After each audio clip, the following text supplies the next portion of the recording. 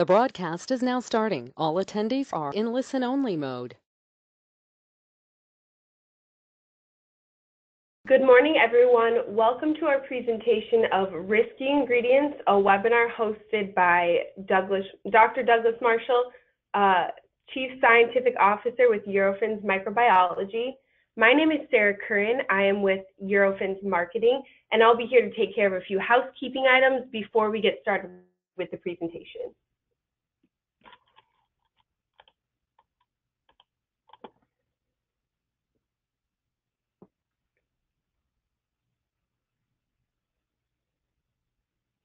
First thing, everyone should know that this webinar is being recorded.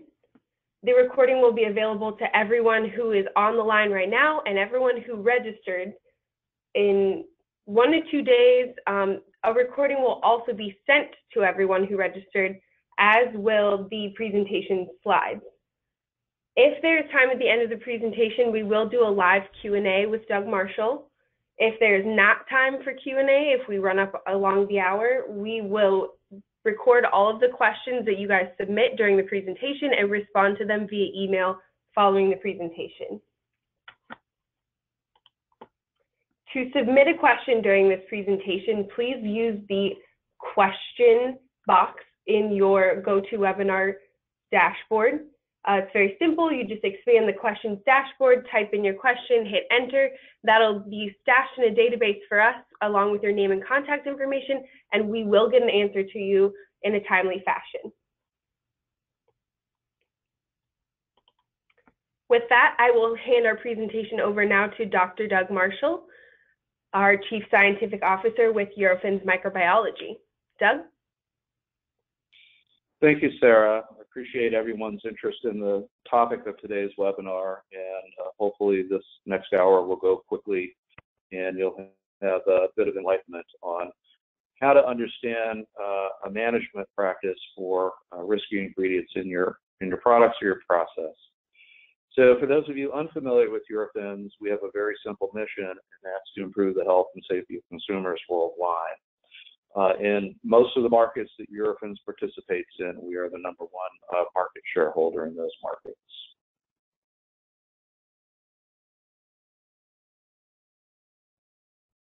Next slide, please.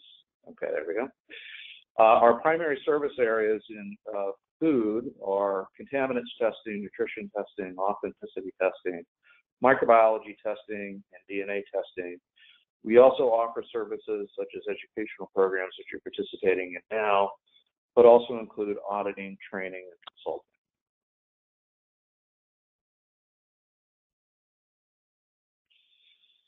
In terms of a perspective that our regulators have on risky ingredients, a very important thing for you to consider as a rationale for why FSMA came to law is the following. FDA believed at the time that there was a significant lack of understanding of the hazards associated with the company's food products. And FDA studies showed that up to 60% of all problems originated with a supply chain issue. The other item is a lack of training in employees knowing they're likely to occur hazards and what to do when they are shown to be present. So when it comes to being FSMA compliant, understanding risky ingredients is a key component to being able to have a fully functioning food safety program.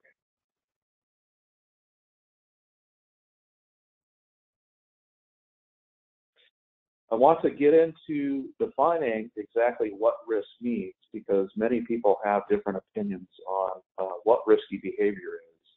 So this is a snapshot from a very famous movie showing one of the potential consequences to risky behavior.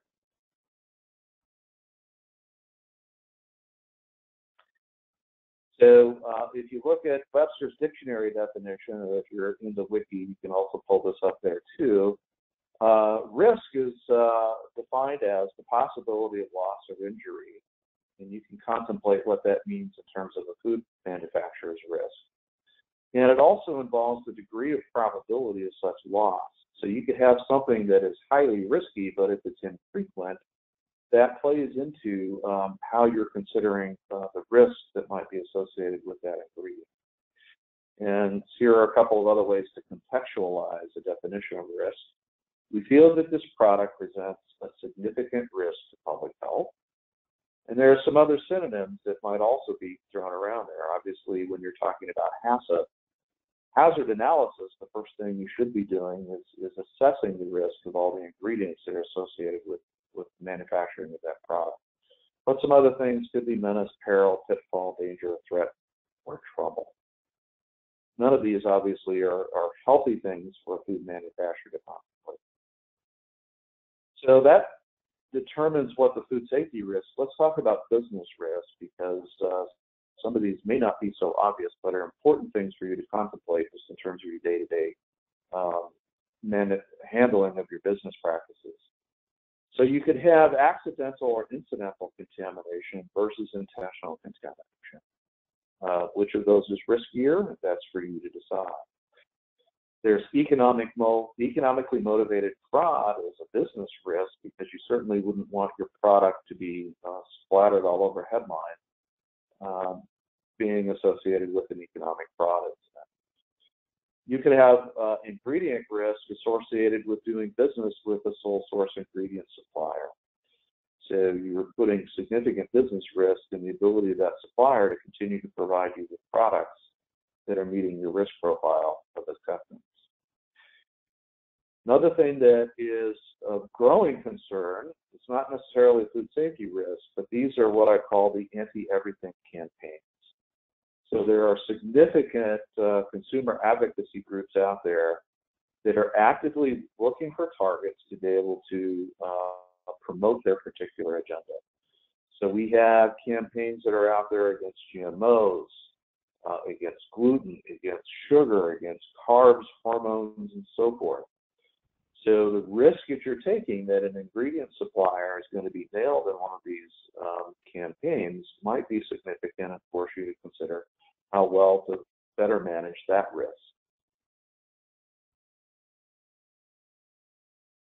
So I want to start off by talking about questions you should be asking when you're doing your risk assessment. So has the product ever been associated with an outbreak or a recall? If that's the case, then history can be a good guide for you in helping you define what that risk is for that material. Has the industry associated with that ingredient ever been associated with an outbreak or a recall? Again, learning from history helps you better manage the risk that you may have with that ingredient. Are there any regulatory considerations or requirements associated with that material? Is the raw product that's a source of that ingredient subject to both biological, chemical, or physical contamination hazards? Is the product at risk from cross-contamination somewhere during the manufacturing or handling or transportation, or your use of that ingredient? Does the product undergo an intervention step to reduce pathogenic microbes? If so, is that a validated and verifiable step? And does it also reduce harmful pathogens? How is the product packaged? How is it stored? How is it transported?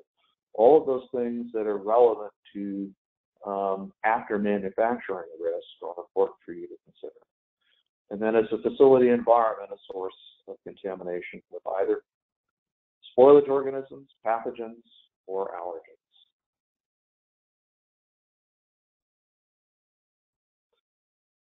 This is a food safety risk analysis matrix, and I want to briefly go over this with you. If you start in the upper left-hand corner, you've got a likelihood of occurrence across the vertical axis and the severity of consequences across the horizontal axis. So if you have a likelihood of occurrence that's very unlikely, in other words, we have no historical event that informs us of that, and if it did occur, that the severity of the consequence was minor injury or no lost time, or really an insignificant consequence, then that would be the lowest risk component of this risk matrix. If you go in the lower right-hand corner, if you have a occurrence rate that's very likely to occur, and the consequence is the consumer could die if they get exposure to that product, then that's your highest risk for an extreme risk category. And so you could use this sort of risk matrix to be able to provide a numerical risk ranking for all of the ingredients you're using in your products. And this also helps you then focus your resources on attempting to better manage the risks that are higher up in this risk ranking.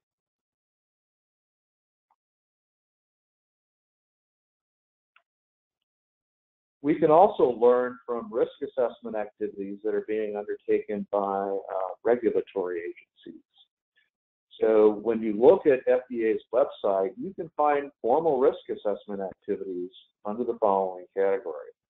So they're working on allergens, gluten, drug residues, some chemical contaminants, specifically arsenic in rice and apple products, filth and salmonella in spices, food additives, melamine, methylmercury in seafoods, and BSE in beef products.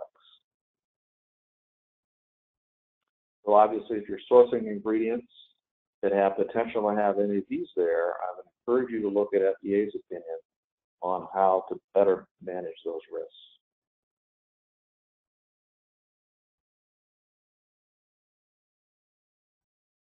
Both FDA and USDA are conducting formal microbial risk assessment activities on the following items. So produce grown with manure, hepatitis A in fresh produce, avian influenza virus in poultry and eggs, Listeria monocytogenes in high-risk product categories such as soft ripened cheeses, deli meats, and ready-to-eat foods, Clostridium perfringens in cooked meats and poultry, salmonella in tree nuts, spices, and eggs, norovirus in shellfish, and Vibrio parahemolyticus in raw molluscan shellfish.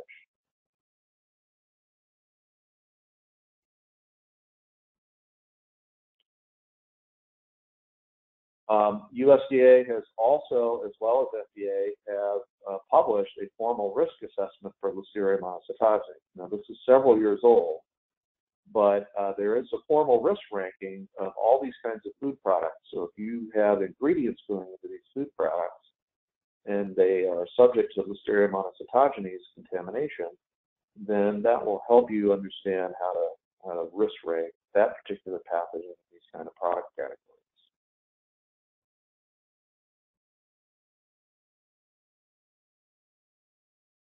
We turn to chemical contaminants. Some information that might be relevant to you is published by the Agency for Toxic Substances. So there's probably, I think the last I looked at that, 2 million registered chemicals. But the Agency for Toxic Substances risk ranks the top 275. And so this is their top 10, and I think it's pretty easy to see that many of these are potential food contaminants. Certainly the top 3 we know have a history of being chemical hazards in foods. So if you don't have a risk assessment of these in your ingredient supply, you run the risk of inheriting these chemical agents in that supply chain.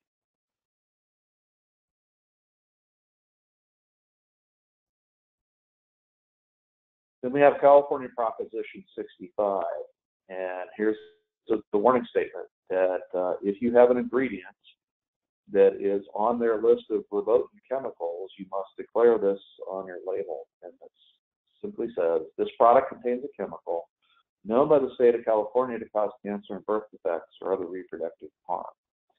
So there's over 800 listed chemicals, and if your product has residue of those chemicals, then you need to make this declaration. The problem is this declaration is not risk-based. So you could have a potentially harmful chemical at minuscule amounts, and that dosage is irrelevant to the Proposition 65 declaration. This list is updated yearly, so you want to make sure that at least once a year you review that list and make sure that you don't have additional chemicals to be worried about. You can petition the state of California for an exemption for potentially harmful chemicals that are naturally occurring. So I'll just use the example here methylmercury in fish. That's something that both wild-caught as well as aquaculture fish have potential residues in the edible flesh. But to be able to get that exemption, you have to do a series of studies, and it's very expensive to be able to prove that these are naturally occurring versus unintentionally or intentionally added chemicals.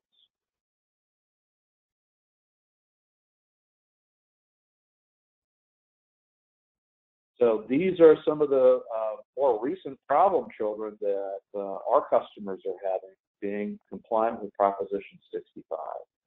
So acrylamide is one that we're having lots of conversations about, because this is formed when eating the protein amino acid asparagine in the presence of sugars.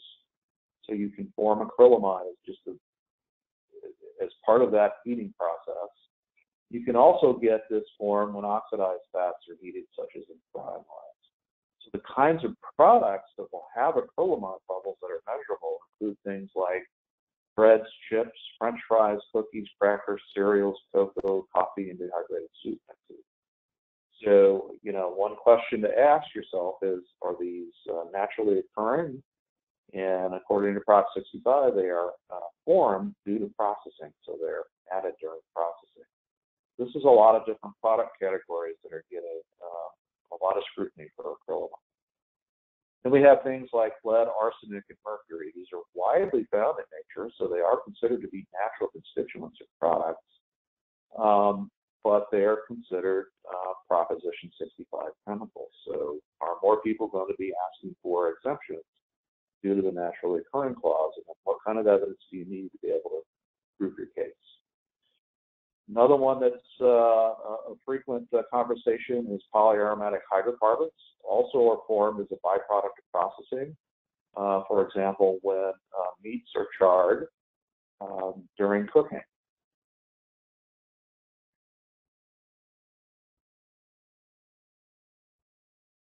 Then we have, I'll just call these oh crap moments, when we have some sort of human-made or natural disaster that creates a huge amount of concern amongst the consuming public, and it becomes an all-hands-on-deck to do that. And I'll just use this one as a recent example.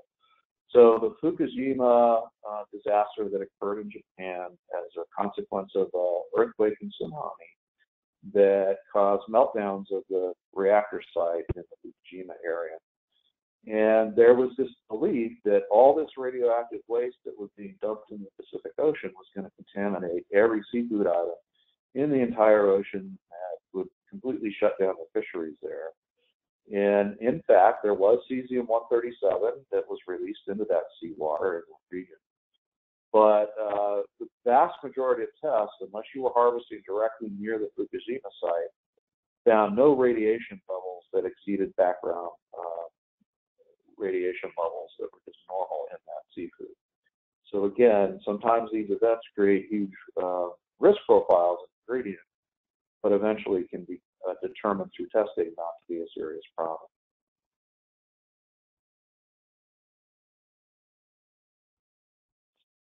Let's talk a little bit about allergens. Again, these fall in the chemical food safety hazard. There's a very small population of consumers that can have adverse reactions to certain food proteins. And these adverse reactions are caused because these proteins serve as an antigen and trigger an immune response that can cascade into a harmful event for that suspect consumer. And there are over 160 foods that are known to have allergenic potential, but we only have a small number that are regulated. So the kinds of reactions you might see are things like sensitivity. So this is a negative reaction to the presence of a substance or a compound. Normally, these are considered to be intolerance reactions rather than allergenic reactions. True allergy, where the exposure to that protein causes an immune response, and the more you are exposed to that allergenic protein, that generally increases your sensitivity to that protein.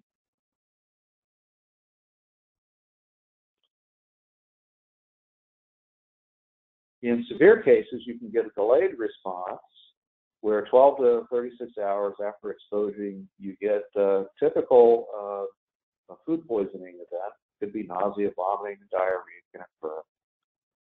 Occasionally, this can lead into an immediate anaphylactic kind of response, which is a very acute immune response. Some of the early symptoms that are presented include itchy eyes. You get itchy of the hard or soft palate of your throat.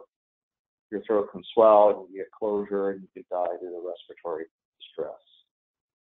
And for a food allergy sufferer, your only management tool is to avoid exposure to that protein.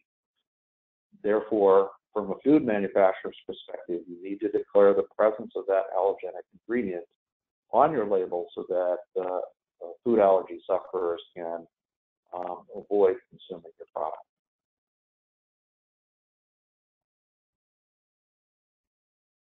So again, allergies vary by country. So if you are a diversified manufacturer sending products to a number of different regulatory jurisdictions, please be aware that those regulatory jurisdictions may differ in terms of the regulated allergens.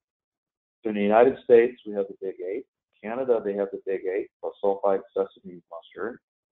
The UK also adds celery and lupins, mollusks, as well as sulfur dioxide.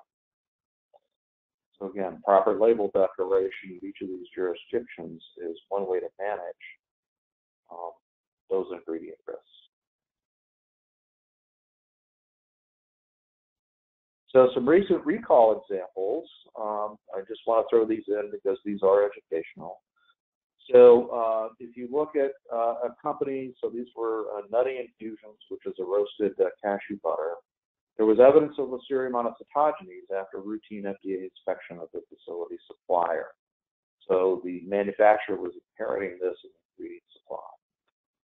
Likewise, there was a recall due to salmonella in a chili seasoning package in a taco kit, and they found the presence of salmonella in the raw material.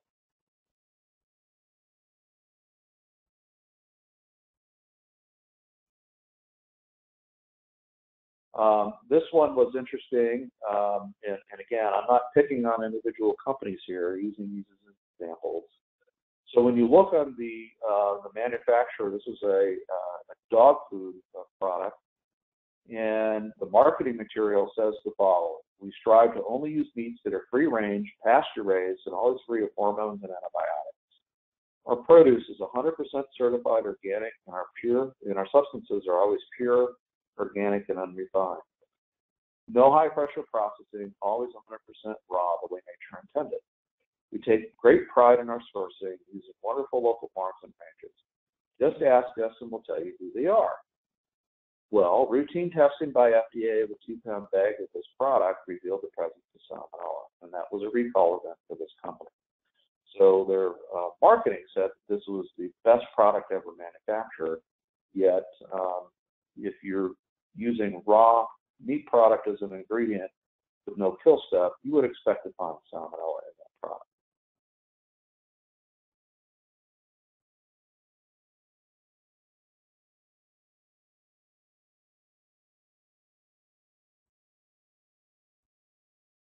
I have lost control.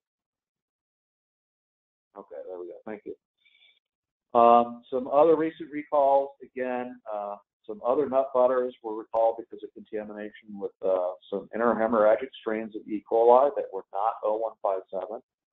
So if you were thinking about risky ingredients only for 0157, you might ignore the fact that there are other interhemorrhagic strains of E. coli. And then we have things like the flour recalls associated with E. coli also in those products.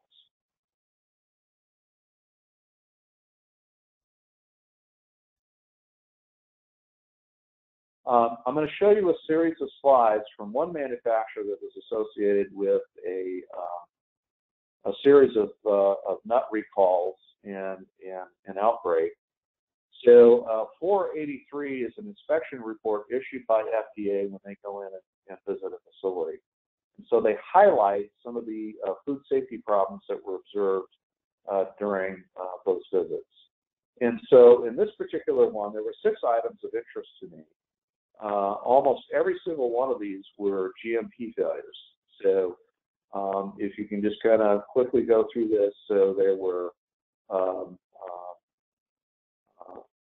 unsanitary conditions, there were personal hygiene issues, there was pest control problems, there was a storage issue that was not controlled, and the facility was not in sound repair. So that was in 2007. The FDA visited again in 2009.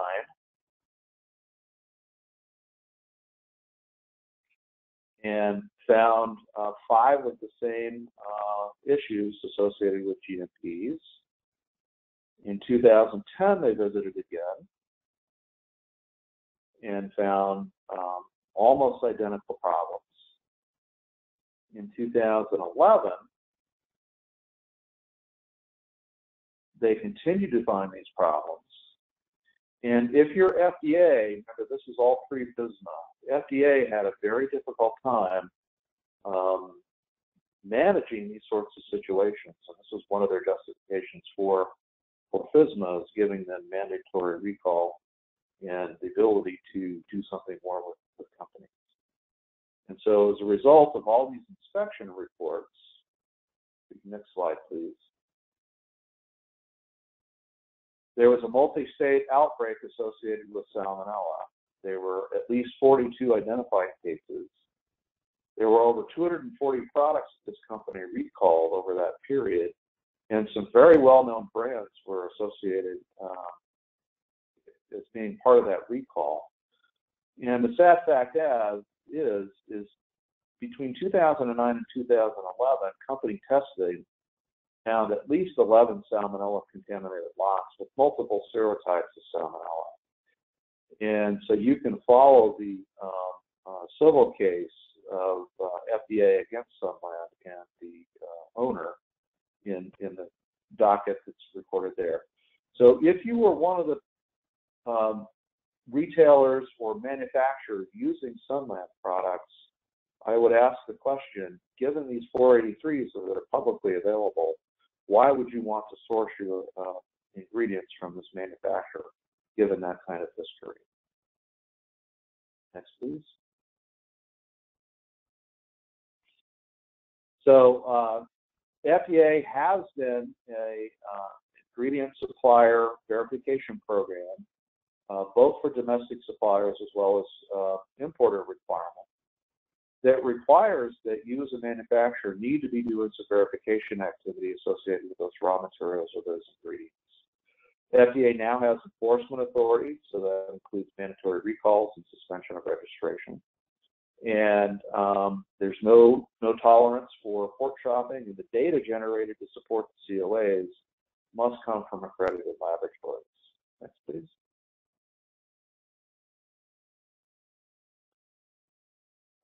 So to give you kind of a perspective of what the international marketplace for ingredients looks like, there was a joint Interpol-Europol operation where they went out for a 3-month period across 57 countries. They pulled food and ingredients from market shops, markets, airports, seaports, and industrial estates. And they were looking for both counterfeit food products as well as substandard food and beverage products. As a result of that 3-month investigation, there were over 3,500 criminal cases filed and 41 arrests. There was a seizure of greater than 11,000 metric tons of food. Over nearly 1.5 million liters of beverages were seized, and over 5.5 million products were removed from international commerce. Again, this is a gigantic number of problems out there in the international marketplace. So I would ask everyone on this webinar, how much of this material are you using in your food products? Yes, please. So some of the problems that they found during this investigation, some of the big items were condiments. So these included things like vegetable oils, salts, peppers, and so forth.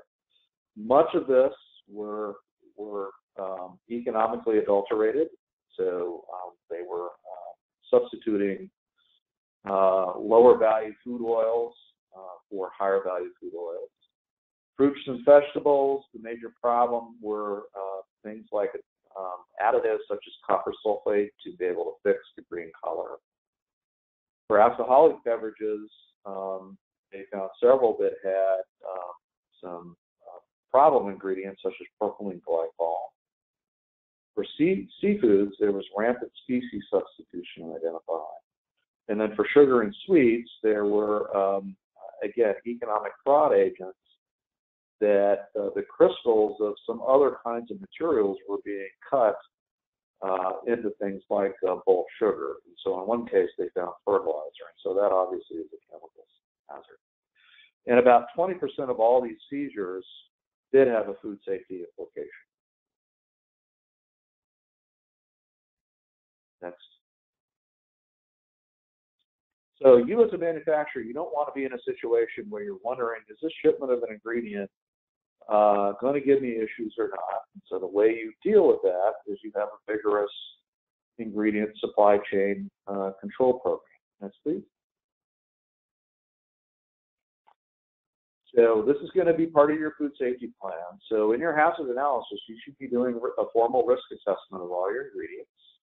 You should be identifying what are some preventative controls for these ingredients that either your supply chain could provide or things that you can do to be able to mitigate that risk. You should be monitoring the effectiveness of these controls. If you have an out-of-spec data point, you need to be doing corrective actions. You need to be doing regular verification activities of that supply chain. And all of this must be kept in impeccable records. Next, please. So you want to link this risk assessment to your hazard analysis. And again, if you have a supply chain applied preventative control, you need to make sure that that supply chain is actually delivering that control. And so you need to have a record of that, and you need to be doing verification that it was done on that lot that you are receiving. You may have ingredients that may not have a hazard requiring a preventative control. So for example, vinegar, a high acid product that does not have a microbial, chemical, or physical hazard that you may have identified. Therefore, you may not need a preventative control. So you may also have situations where if you have pathogens in that ingredient supply and you have a kill step during the process and you can validate and verify that kill step, then it may be okay for you to go ahead and receive that ingredient with that pathogen. Likewise, if you were manufacturing a product that does not have a kill step, but you know the ultimate customer or consumer will apply a kill step, then you need to make sure that you have a sound understanding with that relationship of that customer that they will indeed apply that preventative control. Next. So some supply chain control documentation is, again, according to FSMA, you need a written supply chain preventative control. And if you have sourcing ingredients from foreign suppliers, you need a foreign supplier verification program as well. You need to document your choice of using a particular supplier. So what are your considerations for buying ingredients from that supplier? What are the procedures you have on receiving for being able to validate that supplier is meeting your purchase specifications? And then determining whether your supplier is applying appropriate preventative controls for that particular ingredient. Next, please. So who controls the hazard? Again, this is from the Food Safety Preventative Controls Alliance training materials. You know, does the supplier control that hazard? Does the receiving facility control the hazard? Or does the customer control the hazard? Next, please. So all three can be an important part. So supply chain program may not be required number one, when no hazards requiring a supply chain applied control exists, or when you, the receiving facility, have a control, such as a kill step, or when your customer or downstream entity provides written assurance that they control the hazard.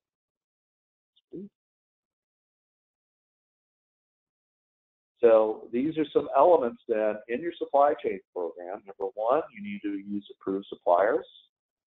You need to determine how you come up with that approval process. You need to have verification activities that demonstrate that the supply chain is meeting your expectations. You should conduct periodic supplier verification activities, document those activities, and then verify that that supply chain applied control has been applied by that entity, other than maybe your supplier, if your supplier is appropriate. Next, please.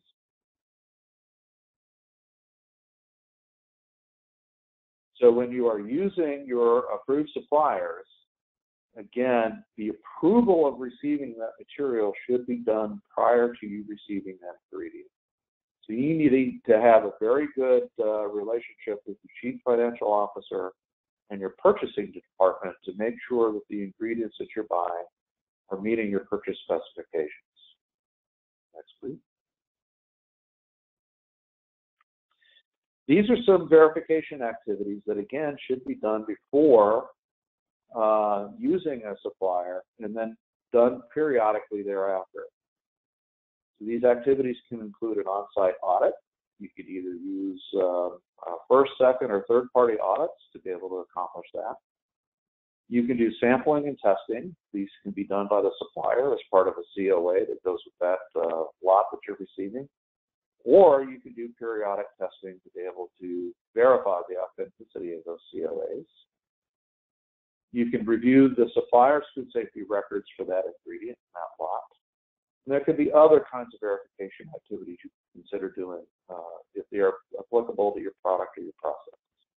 Next, please. So what are some considerations then for appropriate verifications? What does this hazard analysis suggest about the nature of the hazard? If it's a hazard that the supply chain can easily control, then it should not be a problem for you to put that expectation on your supplier. And what are the supplier procedures then for being able to validate that their control works as intended and that it's being verified periodically to meet their expectations? Another consideration is looking at the past history of these ingredients. You know, has FDA ever issued a warning letter or an import alert related to that supplier's compliance? Again, look at the data that FDA is providing on that supplier. Do you have any historical tests or audit results of the supplier that indicate a trend?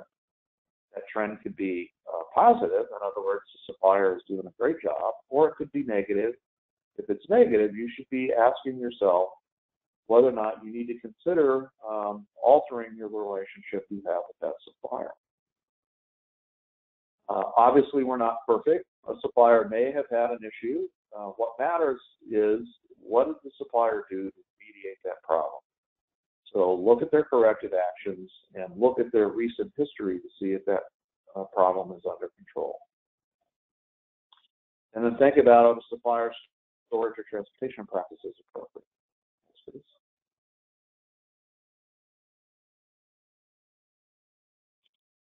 So again, who can provide the supplier verification? It could be the supplier.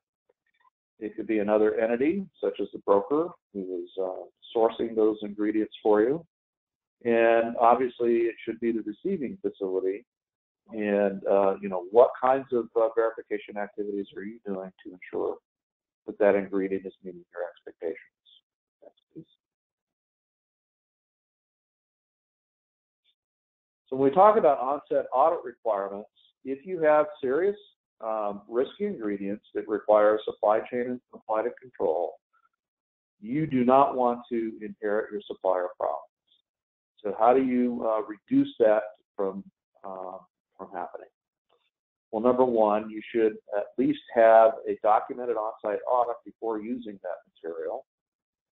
And we suggest that, and at least FSMA requirements said that at least annually after that initial audit. And you also should be using a qualified auditor to conduct those audits. An exception is you may document that other verification activities or a less frequent auditing sequence provides adequate insurance. So again, if you believe that the risk is under control and you have the data to support that, you could argue a reduced frequency of verification. Next, please. So once you have all these procedures in place, what are some things you can do to periodically review your program and make sure that it is still meeting your expectations? So the first item here is to compare findings from your verification and nonconformance activities to whatever your purchase specifications are and your contractual requirements for buying that ingredient. So some key points to consider. Does that supplier contract actually have specifications that clearly dictate any concerns you have about the risk associated with that product? And have all of the product safety issues been corrected if you have identified any issues? And then if you have any inclination that the supplier has changed the way they're manufacturing, where they're sourcing raw materials or even other ingredients going into that product, how do you know whether those changes can impact the food safety profile of that ingredient? Similarly, look in your own company and ask whether any of those changes have an impact on the food safety implications of the ingredients you're using. And if they do, then you need to adjust your program as needed to enhance safety of that ingredient.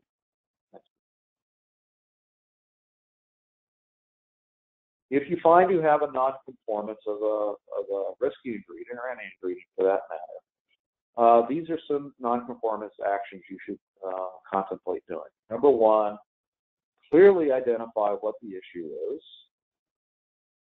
Clearly articulate the steps that need to be taken to mitigate the effects of that issue. Look at steps that are required to correct the issue. Identify the root cause. And look at modifications of the system that give you a good understanding that that issue, that there now are preventative controls in place to prevent reoccurrence. All this needs to be documented and make sure that those corrective actions have actually been implemented. Obviously, keep records of this contemplation. Next, please.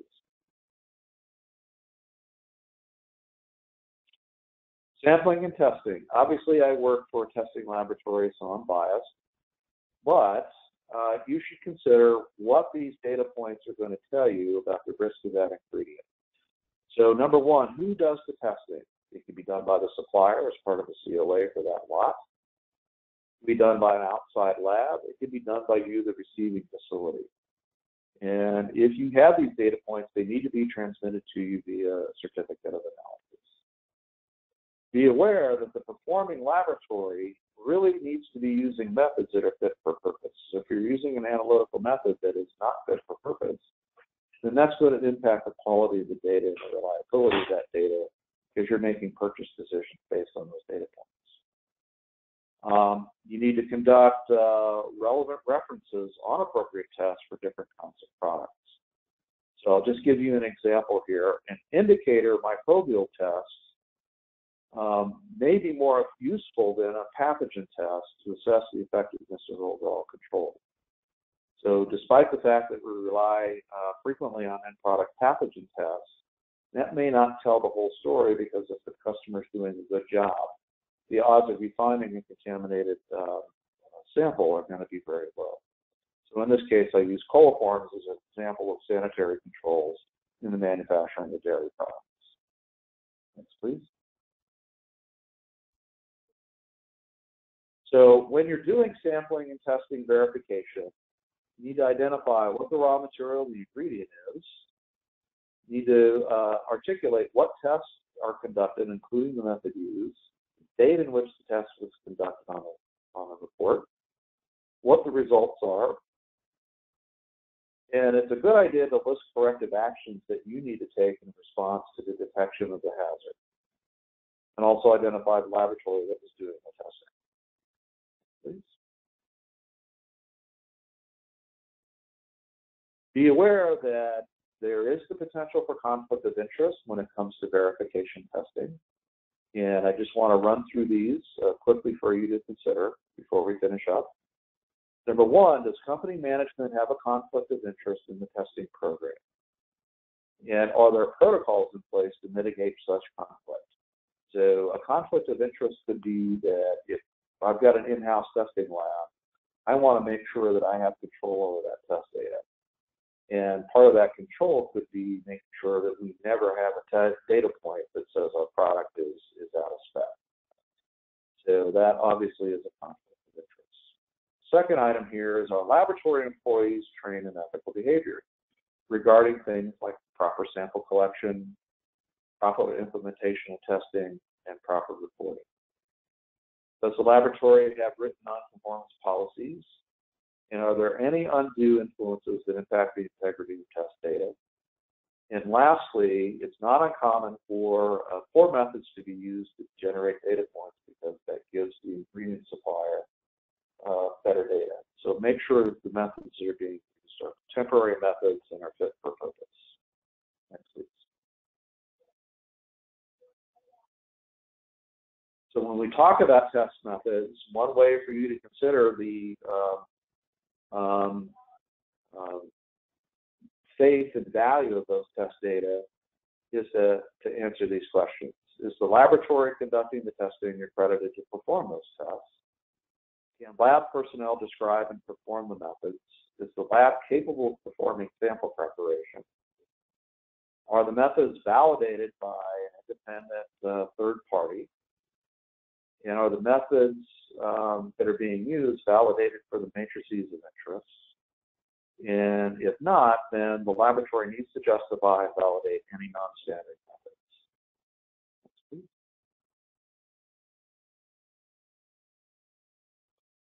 And I'm going to finish up by saying laboratories need to be very careful due to math errors. So if you can repeat after me when I read each one of these, quantitative microbiology is, dilution problems are, counting rules are, self-taught brain surgery is. So if you believe, as I do, that the things in red are indeed highly likely, then make sure that the employees in that laboratory are trained to do the tests that are being used, and make sure that those are adequately performed. Next, please. So sometimes laboratories make errors, and sometimes ingredient manufacturers ask laboratories to do retesting. And I need to give this following warning. If a laboratory analytical result comes back positive, let's say for Salmonella or Listeria, then a subsequent test can never negate that first test data point. Okay? And if retesting is needed, then there needs to be very clear written articulation for why retesting is desired. And the other thing you have to also understand is that sample homogeneity should not be assumed. So every test method, whether it's chemistry or microbiology, assumes that the sample that was pulled from the production lot was pulled from a production lot where the analyte is uniformly distributed in that lot. In many cases, that is not the case. So again, you could retest and retest. If it all comes back negative, it still does not mean that that lot might be free from that pathogen. Next, please. So I want to thank you very much for your time. We have a few minutes for questions. So please make sure you start throwing those into the question queue. And on behalf of my 30,000 Eurofins employee worldwide, I thank you for your time and interest in this topic, and look forward to talking to you in a future session. Sarah, back to you, please. Awesome. Thank you so much, Doug. All right, so we do have quite a few questions coming in. First up, I wanted to address some of the more common ones. So we have gotten a lot of questions about if slides and recordings will be sent to attendees, yes, a Eurofins employee will follow up with you after the presentation, and they will be sending you a recording and the presentation slides. So everyone who attended and everyone who registered will be getting a copy of both of those. So Doug, now I'll pitch you a question. What ingredients should be considered under radiological risks? That's a good question. I think the obvious answer is anytime you would be sourcing ingredients from a geographic location where there is known radiological hazards. And I want to use the past example as some guidance. So several decades ago, there was a Russian nuclear energy reactor that exploded in the Chernobyl region of Ukraine. That event broadcast radiological hazards through many parts of Europe. And so if you knew you were sourcing ingredients that were primarily grown or perhaps even processed in that location, then having a control program for radiological hazards would be highly called for given that knowledge. Likewise, more recently in the Fukushima event, if you knew you were sourcing materials that were grown, harvested, or processed in a region of Japan that had known radiological hazards, then you would want to have a control program for those ingredients. For the rest of the world, I think, again, you need to use your judgment and you need to understand where these supplies are coming from. I don't think that radiological hazards are going to be a significant part of your contemplation. All right, thank you, Doug. One attendee has asked, are there any known pathogens associated with fruit that would survive a boil kill step? The question is, fruits that have a boiled step, there will be some spore-forming pathogens that will survive the boiling process. And once that product is cooled, if the product pH is high enough to be able to allow for germination and multiplication of those spores, then it's possible there could be a food safety risk associated with that behavior. But again, it's really related to product pH, how the product is packaged subsequent to the boiling step, and how the product is used by whoever the end customer is, whether it's a further manufacturer or a customer. All right.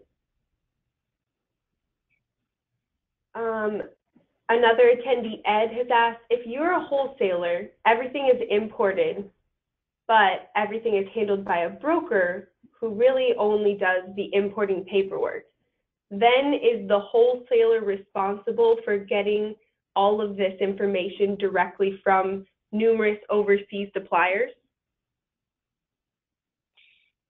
Yes, the broker is the importing agent, and so they are required to have all the foreign supplier verification paperwork in place for that particular shipment.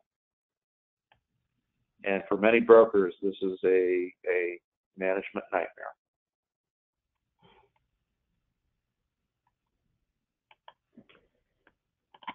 All right. I think we have time for just a couple more.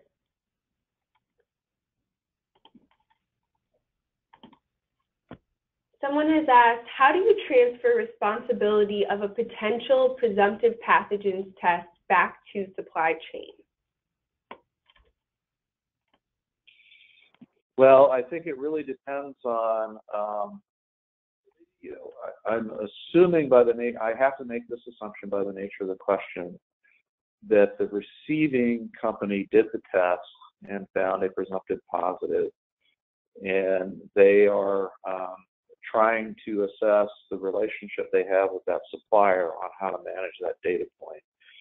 One way that I suggest that this be managed is you need to have purchase specifications that clearly articulate what your response is and what the supplier response is to a pathogen test result that's positive. And for most companies, that's going to be rejection of that lot, and that material then becomes the responsibility of that supplier. If, on the other hand, you have knowledge that that same lot is being used, let's say, in a ready-to-eat application by some other manufacturer, then you may want to have a conversation with FDA, because then that may become part of this, the reportable food registry issue. All right. And then one final question. Someone has asked, how do I get a copy of a company's inspection reports or list of violations and citations? These are available. So the FDA website, you could just search for 483s, and you can go back multiple years, and it's constantly updated. So you can find all those 483s on the FDA website. And you can also search by company. So if you've got a supplier, you can search by supplier. Great. Doug, thank you so much for taking time out of your busy day. I know you're traveling. We all really appreciate you sharing your expertise with us during this presentation. I'd also like to thank all of our attendees for tuning in today. Just remember, someone will be reaching out to you with a copy of all this information and a recording.